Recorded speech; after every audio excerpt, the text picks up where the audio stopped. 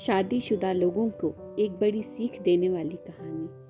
पत्नी ने ना जाने क्या किया था कि पति ने उसे एक के बाद एक कई थप्पड़ जड़ दिए। हमेशा हर सिचुएशन को शांति से हैंडल करने वाली पत्नी भी इस बार इतनी अशांत हो उठी कि उसने अपनी चप्पल ही निकाल कर पति की ओर फेंक दी। चप्पल पति के बालों को छूते हुए निकल गई। ये किस्सा यहीं पर खत्म हो सकता था, मगर पति ने इसे अपनी मर्दानगी का विषय बना लिया और बात बद से बदतर होती चली गई। रिश्तेदारों ने भी आग में घी का काम किया। किसी ने कहा, जो औरत अपने पति को चप्पल से मार सकती है वो ना ही तो वफादार हो सकती है और ना ही पतिव्रता। ऐसी औरत परिवार ही नहीं पूरे समाज पर कलंक की तरह है। बीबी के पक्ष वाले कहाँ पीछे रहने वाले थे। किसी ने कहा, 21वीं सदी में भी जो स्त्री के साथ मारपीट करते हैं उन्हें तो जेल भेज देना चाहिए। तो कोई कहता, जरूर उसको कोई और पसंद आ गई होगी, इसलिए अब पत्नी से मारपीट करने लगा है। बात कोर्ट तक पहुंच गई। दोनों पक्षों ने एक दूसरे के खिलाफ केस फाइल कर दिया। पति ने चरित्रहीन होने का तो पत्नी ने दहेज और शारीरिक उत्पीड़न का आरोप लगाया। 2 वर्षों से अधिक समय के लिए केस चला था। इन 2 वर्षों के दौरान दोनों पति पत्नी अलग अलग रहे थे। इन 2 वर्षों के दौरान दोनों पक्षों के समर्थकों की संख्या कम हो गई थी। पहले जहां दोनों पक्षों में समर्थकों का समूह होता था, अब गिने चुने लोग रह गए थे। पति और पत्नी दोनों की आर्थिक स्थिति भी इस समय के दौरान नीचे गिर चुकी थी। जिन्हें वो अपना शुभचिंतक समझ रहे थे, पैसों की बात आते ही उन्होंने अपना पल्ला झाड़ लिया था। अगर कोई देने को राजी भी हुआ तो मोटे ब्याज की शर्त पर। आखिरकार वही हुआ जो सब चाहते थे, डाइवोर्स। हर कोई खुश था। दोनों पक्षों के रिश्तेदार, उनके माता पिता और दोनों के वकील। लेकिन 5 साल की दुखद शादी और एक सुंदर बेटी होने के बाद मिले इस डाइवोर्स से पत्नी मूक थी और पति शांत। शायद ये एक इत्तेफाक ही था कि इस खुशी को मनाने के लिए दोनों पक्ष के लोग एक ही चाय की टपरी पर बैठे। आमने सामने इत्तेफाक इसलिए क्योंकि ज़्यादातर लोगों जो एक दूसरे के विरोध पक्ष को सपोर्ट कर रहे थे, वे एक दूसरे को अच्छे से जानते भी नहीं थे। पति पत्नी भी इन सभी से दूर एक दूसरे के सामने मेज पर बैठे। पत्नी ने पति से कहा, अब तो खुश होगे ना, तुम्हारे मन की जो हुई है, मुबारक हो।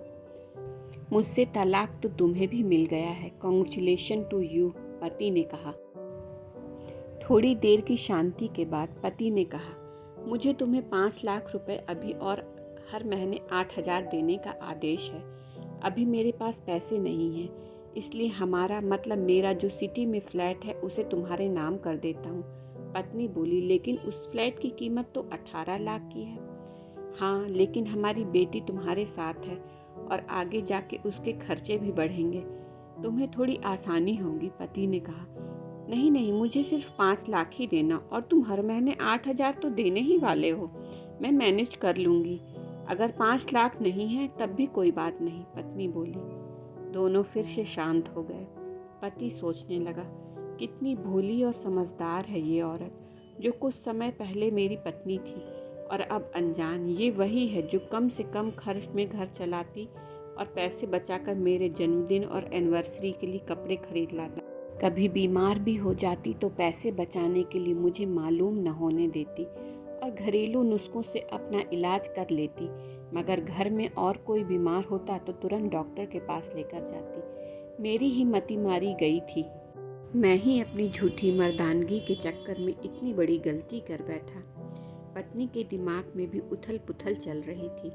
अभी भी वैसा का वैसा ही है। पहले भी खुद से ज़्यादा हमारे बारे में सोचता था और अब भी वही कर रहा है। ये वही आदमी है जो मुझे एक्सीडेंट से बचाने के लिए खुद मोटरसाइकिल के आगे कूद पड़ा था और अपनी उंगली तुड़वा बैठा था। पता नहीं कौन सी मनहूस घड़ी में मैं झगड़ा कर बैठी। पति ने मौन तोड़ते हुए पूछा, अब तुम्हारे कमर का दर्द कैसा है? ज़्यादा तकलीफ तो नहीं होती? पत्नी हल्का सा मुस्कुराई और बोली, अभी भी होता है, अब तो पेट में क्रैम्प्स भी उठते हैं। वो तो होगा ही, तुम योगा या कसरत भी तो नहीं करती हो। अब किसी गायनिकोलॉजिस्ट को जरूर दिखा देना, पति ने कहा। तुम बताओ, तुम्हारा अस्थमा कैसा है अब? क्या अब भी दौरे पड़ते हैं? पत्नी ने पूछा। हाँ, पड़ते हैं, पहले से ज़्यादा, क्योंकि अक्सर इन्हेलर लेना भूल जाया करता हूँ। याद दिलाने के लिए तुम जो नहीं हो अब, पति बोला। पत्नी की आंखों में आंसू आ गए। वो बोली, तुम्हें मेरे चरित्र पर सवाल नहीं उठाने चाहिए थे, तो ये परिस्थिति आती ही नहीं। हाँ, मैं जानता हूँ तुम बहुत अच्छी हो, मुझसे गलती हो गई, बहुत बड़ी गलती। मैं लोगों के बहकावे में आ गया था, पति बोला। तुमने भी तो मुझ पर दहेज का इल्ज़ाम लगाया था, वो बोला। गलत था और इस बात का मुझे भी पछतावा हुआ, पत्नी ने कहा। पति कुछ कहना चाह रहा था लेकिन हिचकिचा रहा था। पत्नी ने पूछा, कुछ कहना चाहते हो? वो बोला, क्या सब पहले जैसा नहीं हो सकता? क्या मतलब? पत्नी बोली, मतलब कि हम फिर से पहले की तरह पति पत्नी बनकर, सच्चे दोस्त बनकर नहीं रह सकते? पति बोला। पर ये डाइवोर्स के पेपर दिखाते हुए पत्नी ने कहा। फाड़ देते हैं, पति ने अपने पास रखे डाइवोर्स के पेपर फाड़ते हुए कहा। पत्नी की आंखों में एक सुकून था, जैसे वो कब से इस पल का इंतजार कर रही हो। पत्नी ने भी जल्दी से अपने पास रखे पेपर फाड़ दिए। सभी हैरान थे, वकील, रिश्तेदार और माँ बाप। पति पत्नी ने एक दूसरे को प्यार और पश्चाताप की नज़रों से देखते हुए एक दूसरे का हाथ पकड़ लिया और दोनों हाथ में हाथ पकड़े अपने घर की तरफ चले गए। दोस्तों, ये कहानी उन हर पति पत्नी के लिए बड़ी सीख है जो छोटी छोटी बातों पर लड़ते हैं और इन झगड़ों को बड़ा बना के अलग होने का डिसीज़न लेते हैं। प्यार और झगड़ा तो एक सिक्के के दो पहलुओं की तरह है, दोनों को स्वीकार करना होगा, तभी ये पवित्र रिश्ता उसकी मंजिल तक पहुंच पाएगा। यदि कहानी पसंद आई हो तो चैनल को लाइक, शेयर और सब्सक्राइब ज़रूर करें।